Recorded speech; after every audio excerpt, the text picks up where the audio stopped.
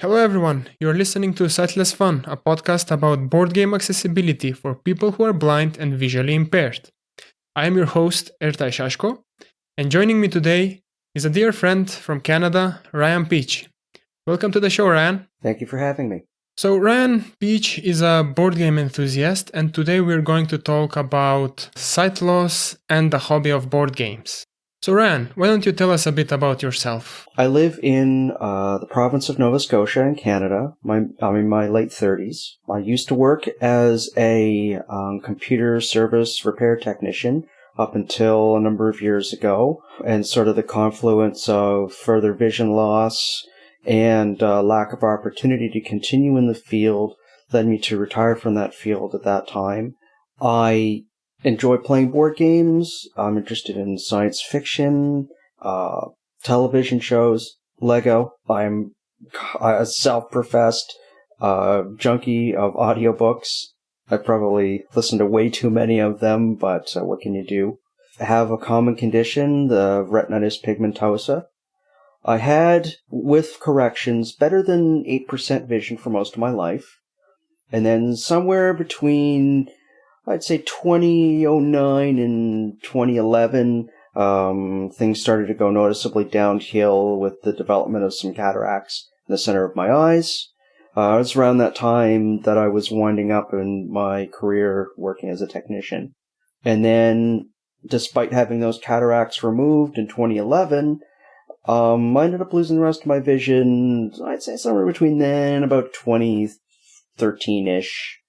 And so, during my period of picking up board games and becoming an enthusiast, I sort of transitioned from having enough vision to keep up with a lot of things to having none up to the present. I see.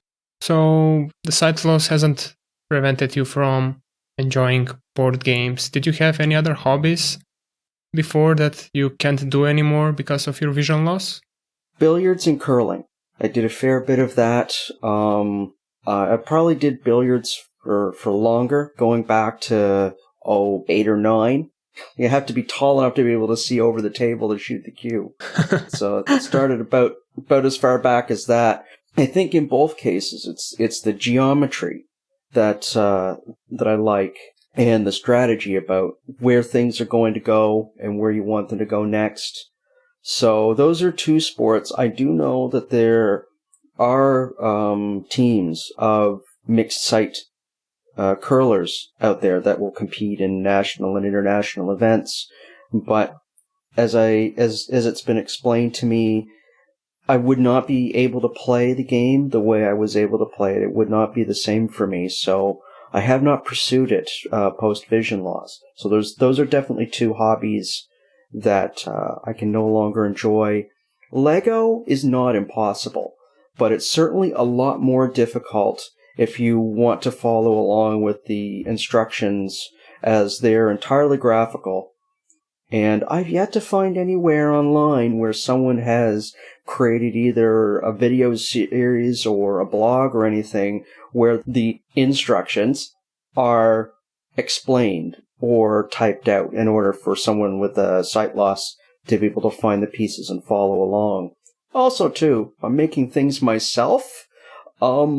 I don't know what the colors of anything are, and they're all a bunch of colors. I tried creating a few things a while back. I was quite proud of the shapes, but I did have someone tell me that, well, they thought they were good. It looked like a box of crayons had thrown up on it. Yeah, I also was collecting Lego shortly after I was diagnosed with RP myself. And in the beginning, it was pretty fun. And as my sight deteriorated, it started getting more and more frustrating, like having to ask my brother or anyone else in the room for the colors of the pieces and mixing the colors that are printed on the actual instructions. So yeah, I had to drop that because I just couldn't take it anymore. It was just too frustrating in the end. Okay, so why don't you tell us a bit about board games? When did you first start? Do you remember the game that got you hooked?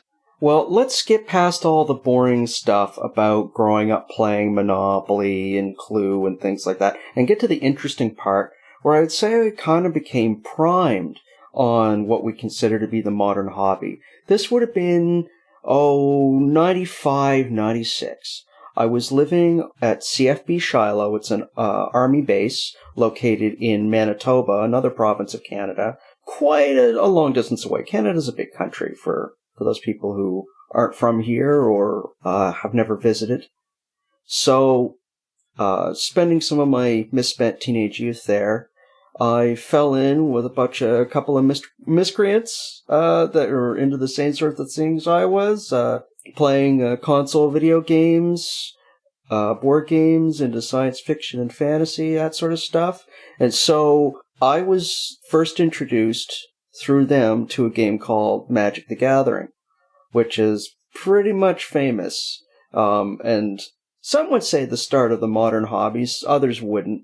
From there, within that group, we also played the Hero Quest board game, which involved 3D miniatures and props placed in various locations in a board that would change from scenario to scenario. So you'd use tokens to block off hallways and create walls and stuff. So that way, even though the board looks the same, it has is a static board. You make new dungeon levels and stuff based on where doors are located and walls are blocked off and other props and stuff are. And so it's a group of heroes against one player, moving around, monsters opening and closing doors, setting up traps and things like that. It's a classic game a lot of people remember fondly from their childhood. So yes, those were good times, and we spent a lot, and I mean a lot of time playing Magic the Gathering. That was our primary game. I did not do much in the way of what you call hobby gaming until 2007. I ended up back in touch with one of my high school friends, the one who started me out with Magic the Gathering and those other specialist games. And I'm introduced to a board game called Descent: Journeys in the Dark. And it's kind of like what Hero Quest would be when it would eventually grow up. So more miniatures on a dungeonscape with one player trying to kill you and you trying to survive against various monsters and traps and things. And from that, I guess I sort of stepped through the doorway into what we would consider to be the modern hobby today. From that to Catan, to Pandemic, and onward from there. And it's been a great adventure ever since, all the way up to the present. That's awesome. And right now, what do you think your current favorite game is? That is a hard one. Because I could use different criteria to determine what I would consider to be the favorites. There are games that are crowd pleasers, that other people are a lot more excited to play than I am. So from that list, I could give you a favorite or a few that are top of list. For myself, I would say I have a few. There's no one game that I would always play all the time, no matter what. But right up near the top of the list, I have Among the Stars, which is designed by a design team from Italy, I think, and published by Artipia Games and Stronghold Games in the States. It is a game about players surviving a galactic catastrophe, and in this period of peace, sort of picking up the pieces and each creating their own space station.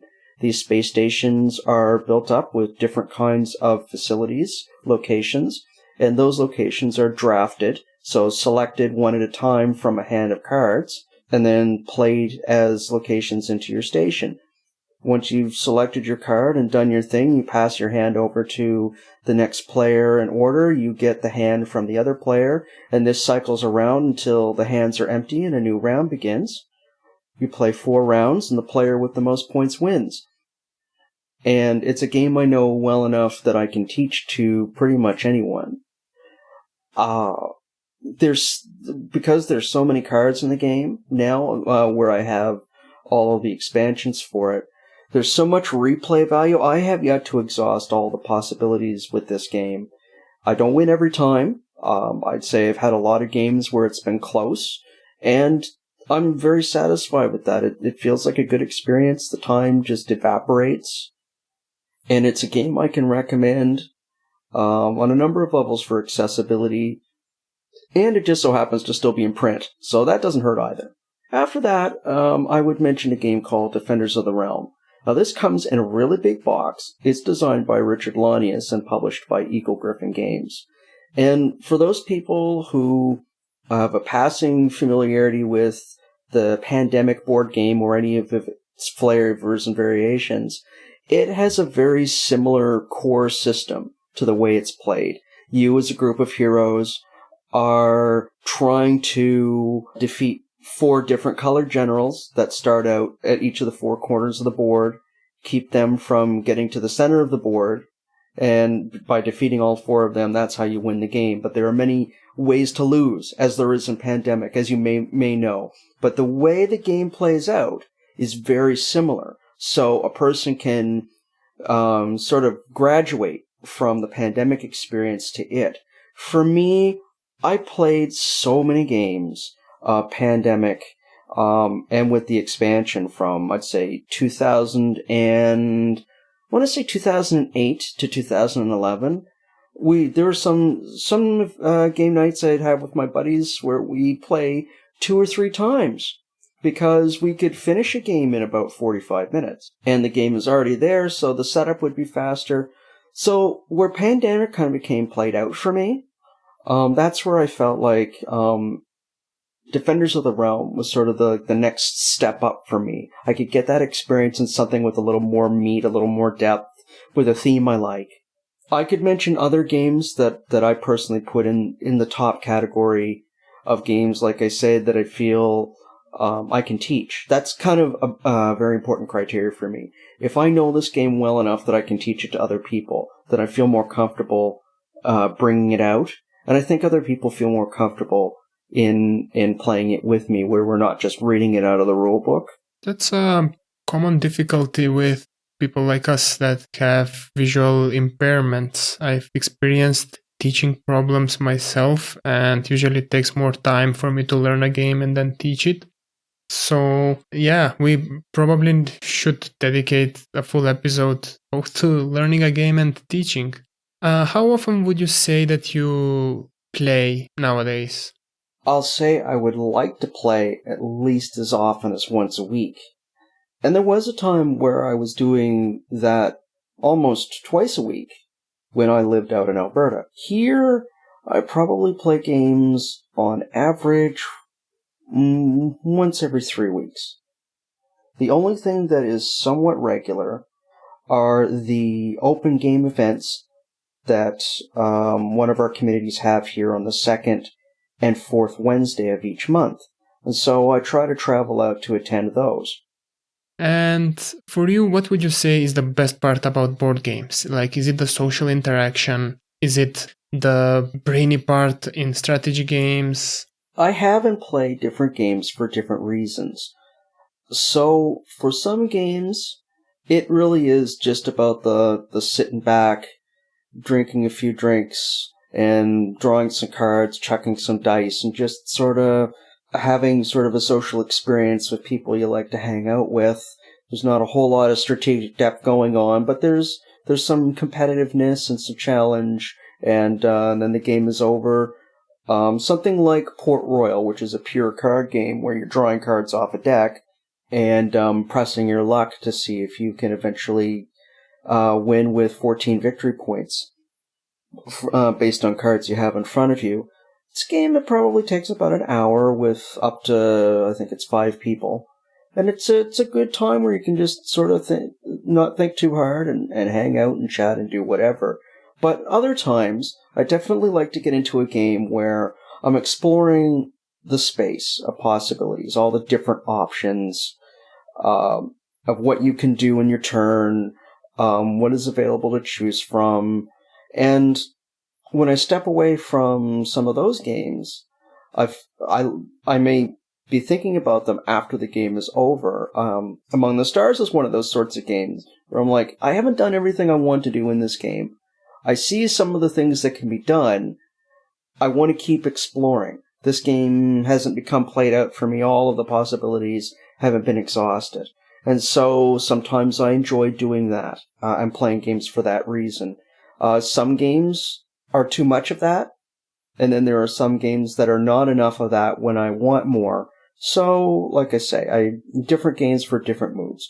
My personal project is to have a modestly sized collection that covers a wide variety of themes and interactions, experiences, and stuff, so that I can cover a wide variety of possibilities for when it comes to the time to actually get together with people and play some games.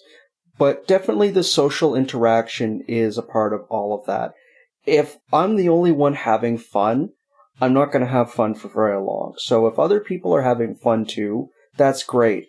And those games that people find the most enjoyable from the ones I have are the ones that are most likely going to get played over others that people find interesting, but not necessarily fun. Yeah. And usually, I mean, at least that's for me, even if there are some games that I really like, I try to buy games that I know my group will like, because if I get a game that other people don't like, eventually I won't be able to play that at all.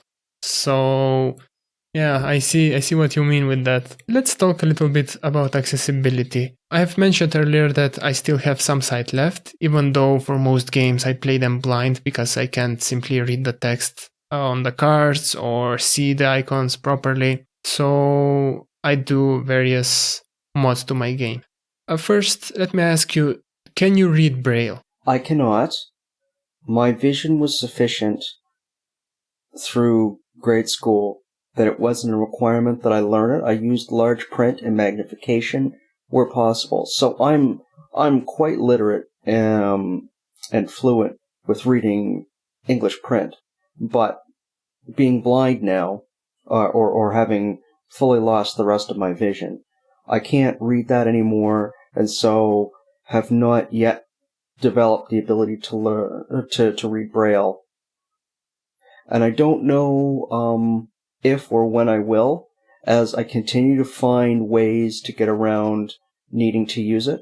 So, as your sight deteriorated and you went through what I'm going through now, you probably did some adaptations to games and mods. Could you tell me a little bit about what challenges you had over the years? Back when I picked back up into hobby gaming, so 2007, 2008, I was playing games like Descent fairly capably.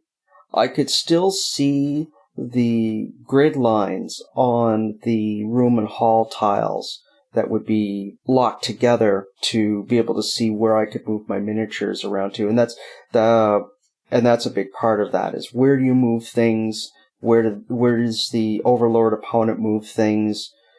Some have called something like Descent, Journeys in the Dark, a sort of tactical mini skirmish game, because it has a lot of the same sort of aspects, though rather than being on an open field vis-a-vis your table, or a board with terrain, this is a little bit more constrained. So, in time, it became harder and harder to figure out visually where I could move miniatures around in such games, because the grid lines would be harder to see.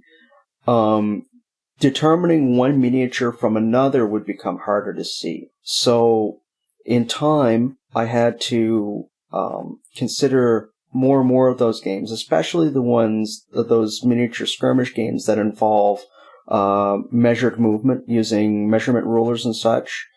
I would consider those to be difficult to impossible, and so I sort of struck them out of my consideration. For those games where it's only a part of the overall, one of the workarounds I found for that would be to ask certain questions. So I know what my abilities are, and so I'd ask, okay, I want to do this.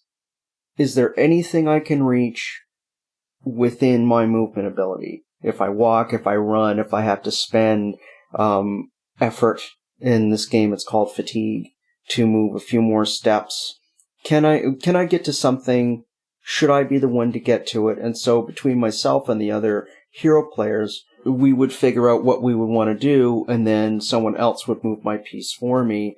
And I could see the overall shape of where things were and where we were going as a group, but not necessarily determine which unit would be mine exactly. And so I'd have to keep a lot of things in my head. And so that's where I started out with trying to figure out from game to game what things I would need to know and what questions to ask. A lot of this, with regards to gaining sighted assistance to help me play these games, is figuring out what you need to know and how to ask the right questions so that you're not spending any more time than you have to on your turn deciding on what you want to do and what you feel is important to know in order to have agency in the decisions you want to make. So that's some of it. Right. But like I say, over time, some games I either had to stop playing them or consider them to be unplayable from the outset and not participate in them. Were there any of those games favorites of yours that you had to stop because simply they became inaccessible after you lost your vision? Battlestar Galactica is one of them. Oh, yeah. The game has so many cards, so many decks of cards, and because one of the players in your group is a hidden traitor, maybe more than one, you can't play open-handed. With some of the expansion content, you may end up with treachery cards in your hand as well, which are bad cards that do bad things.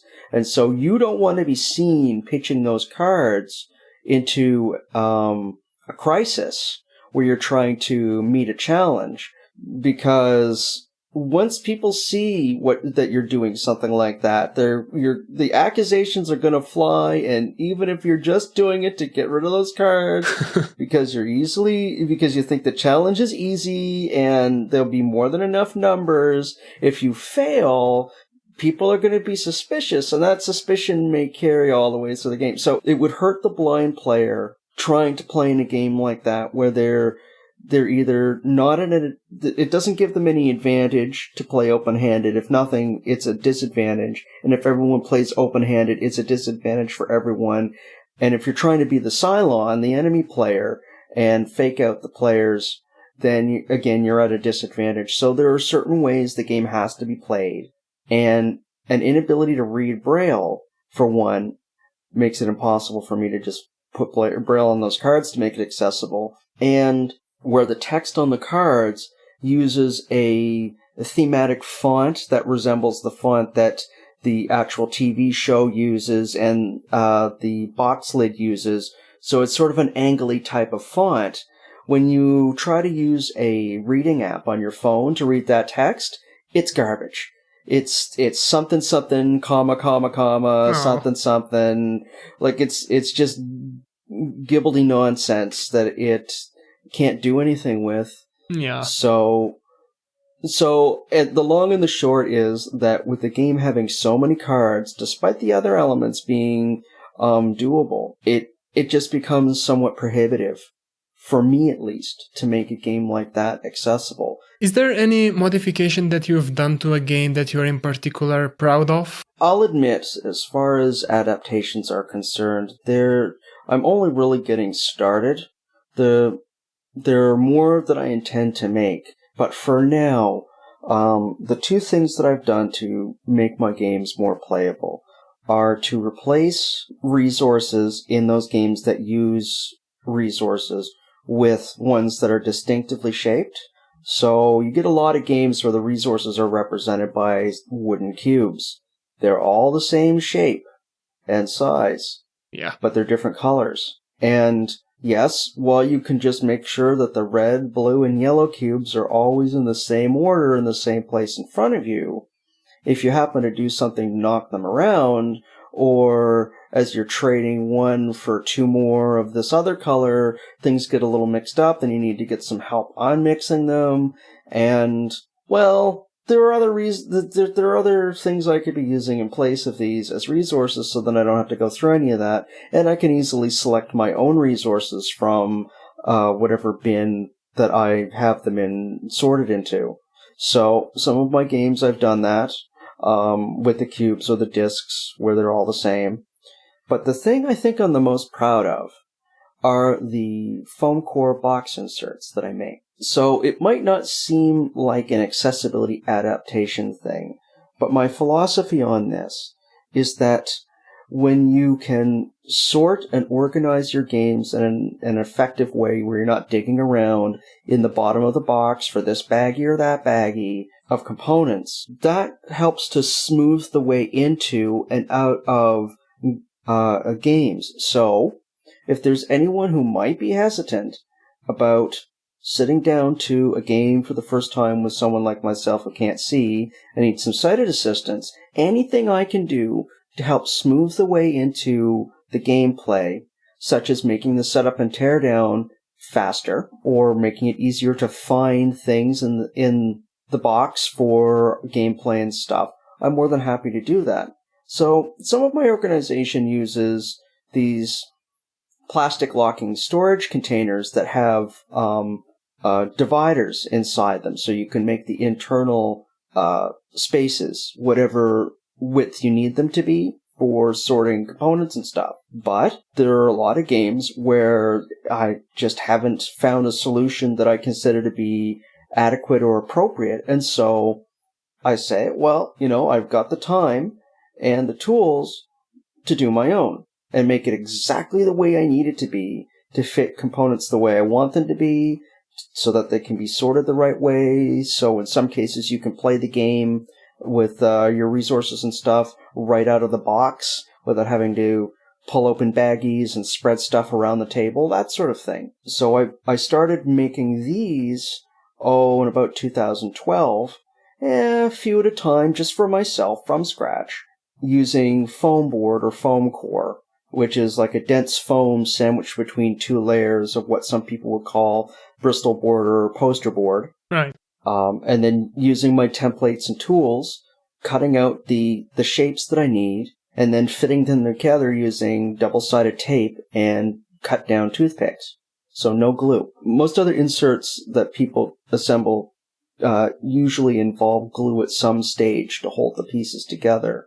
And now there are a lot of places you can find online where you can download a two-dimensional template printed out on a sheet of paper, slap it onto the top of your foam board, and just cut along the dotted lines to get your panels and stuff, and then use the instructions to show how it should go together. Unfortunately, I cannot do that with these box insert projects. They're all made at the time from scratch, and I have no way to create some sort of easy-to-follow template for others to download and follow from the internet. So they're all one-of-a-kind pieces. And each time I tend to learn something new and get a little bit better at making them. Do you have any pictures or have you recorded any videos to share, like how they look or how you have been building them? I've been asked for this by others, and I do intend to provide some photos eventually. I'm probably not the person who should be holding the camera while taking the pictures or doing the photos, because you might not get the whole thing in there. So it's a two-person job, and so that involves needing someone who has the time to help me take the pictures I need to take in good lighting. So I think most of what I'll provide, at least in the immediate, will probably be pictures of the finished product. And at some point later, I hope to be able to do either a video or a series of pictures showing the process of building one of these inserts. Right. So you said that it's been about 10 to 11 years since you got into the modern board games. And since then, have you seen noticed improvements accessibility-wise as the years have passed? I would say that the availability of PDF versions of the rule books is definitely a big step in the right direction towards accessibility. Because for a long time, I wasn't the one responsible for learning and teaching the games. I didn't necessarily go looking for a PDF copy of the rulebook myself. It was only later when I moved away from my Alberta group and I started getting into teaching games to other people myself that I had to go out and look for an alternative to the physical rulebook. And unfortunately also have to relearn a lot of games that I knew well, because there were a lot of things I wasn't taught by those who learned and taught the games, even my own games, because they managed things in the game that they either felt I didn't need to know about or were managing and didn't feel I need to know about. So the PDF rulebooks have definitely been a big help that way, but they're not all made equal. Some books are more parsable than others, and I have encountered one or two where there is nothing, no text at all to navigate. It's like it's a document full of images or just a blank document. As far as other things go, I can't think of anything specific that I would say is an overall trend towards a greater accessibility. There are certainly some games or games that come from certain places where unintentionally they seem to be doing a better job with accessibility. As an example, if you go to the crowdfunding service Kickstarter and you look at a lot of those games that include resources and stuff, they often either start out with or upgrade to customized resources that have their own distinctive shapes. And so, as something that attracts me to consider pledging to back for a game on Kickstarter, I will look at those where either they have or could have custom game bits where I can identify them by myself without having to replace them on my own after the fact. Also, as an unintentional accessibility feature, you'll find a lot of places selling aftermarket sets or groups of resource replacements that are of custom shapes and stuff to replace those boring old wooden cubes and meeples for in your games. Let's say if a publisher came up to you and asked you to improve the accessibility. So for instance, you could choose between having a fully accessible rulebook that can be read by the screen reader, or they could fix the size and shape of the resources. Would you prefer one over the other? There are three things that I would like to see as a standard from most or all publishers that create games with a reasonable consideration for accessibility. The first is make sure that you have a PDF version of the rulebook that can be parsed with a screen reader somehow. The second is stop using wooden cubes and discs. Just stop using them. There's no excuse anymore. No, even if it's just woodcut resource shapes, they can't be that much more expensive than a cube. We're talking about pennies here. Stop doing it. And the third is for those player boards where you're going to be placing cubes or meeples or tokens or dice or whatever onto them, and their placement is important, your player boards should have a punch out, an indent, recess, whatever you want to call it, in that board for that piece to rest into so that it won't get jostled during gameplay. More and more games inside of and outside of Kickstarter are proving that these sorts of boards can be produced. So I'm hoping to see any and all of these eventually become a standard trend, alongside with pushing for better color contrast and stuff on player components and such things like that. But those three things, absolutely, I would like to see become more of a standard, if not like a formal standard. Yeah, for the last one that you mentioned, I could compare, for instance, the player boards in Dice Forge versus the player boards in King of Tokyo or King of New York. So in King of Tokyo and New York, the player boards are used. They are those circular dials that are used to track the health and victory points. While what Dice Forge does, Dice Forge uses the player boards to track resources. It's the board has cutouts for the cubes. So there are multiple tracks that track your gold, your sun shards, your moon shards, and your victory points. And just having those cutouts versus something like the dials or just a flat board to put your tracker on is so much better. I mean, I was really, really happy when I saw how the player boards were made, because now I could track my own resources without having to rely on external fixes or just someone else modify my dial. Now, there's a lot of progress being done with research on treating RP, retinitis pigmentosa, and there's all kinds of different things like stem cell research, genetic modification using CRISPR. There's bionic eyes, so maybe one day we'll become cyborgs. As cool as it would be to participate in the steampunk future we're all hurtling towards, I'm actually personally a fan of any approach that involves using the body to either repair or replace the damaged retinas with something functional.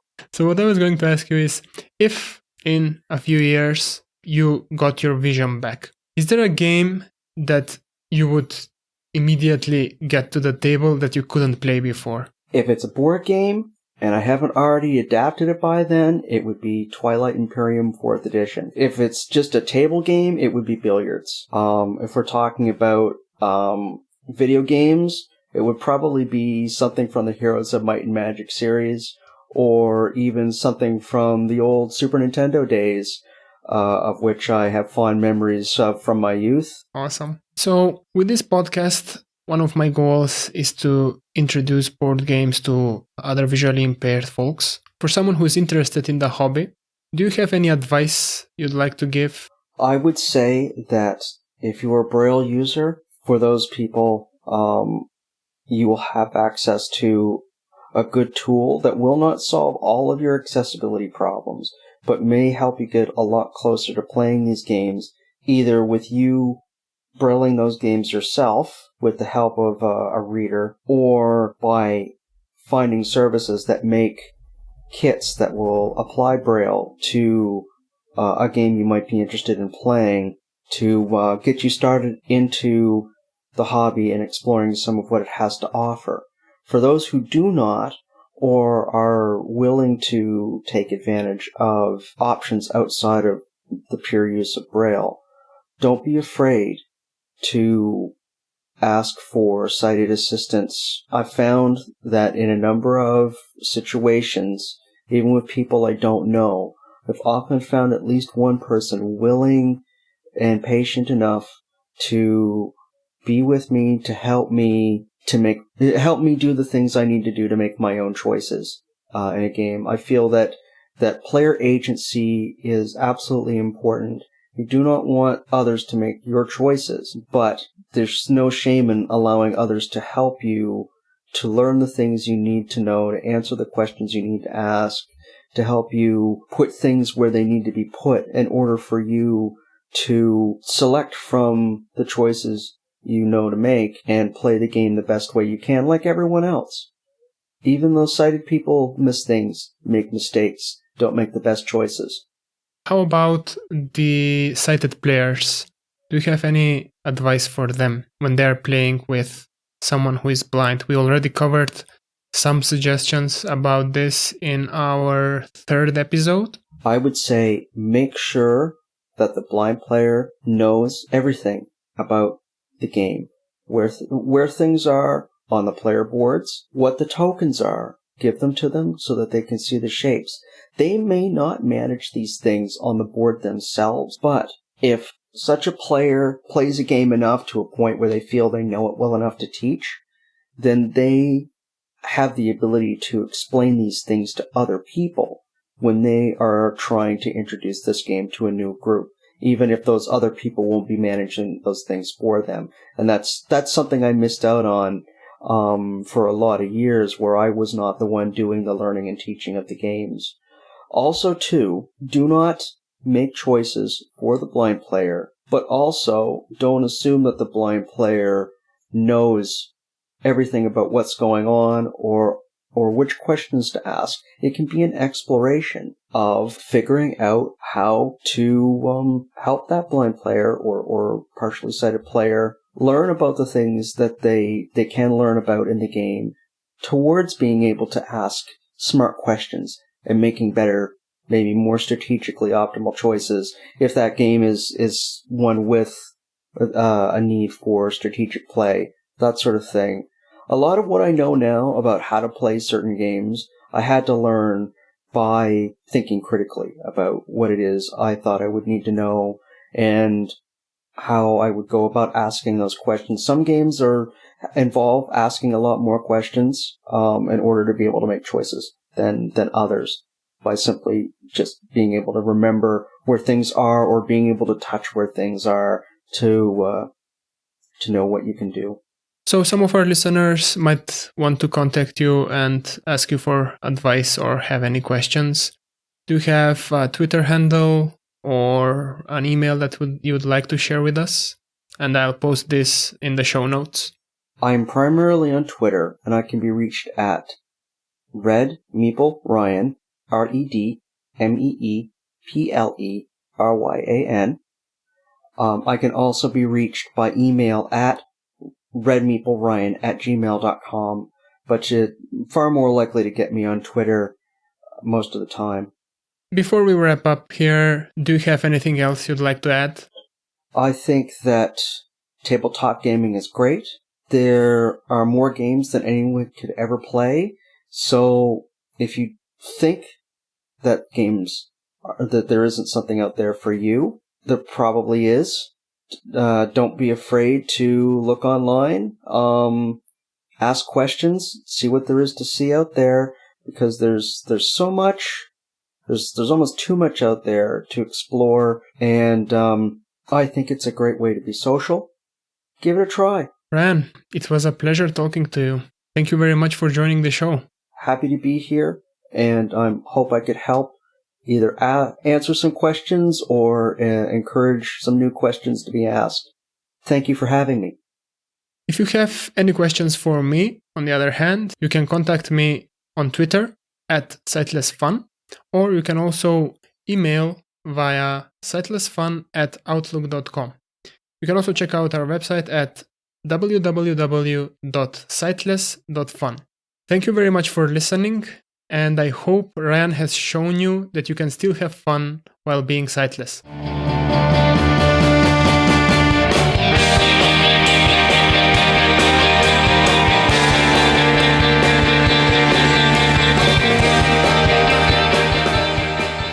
This episode was hosted by Ertay and edited by Alpay Shashko. We'd also like to extend our special thanks to Fighting Windmills for allowing us to use their music in our podcast. You can find them at fightingwindmillsmk.bandcamp.com.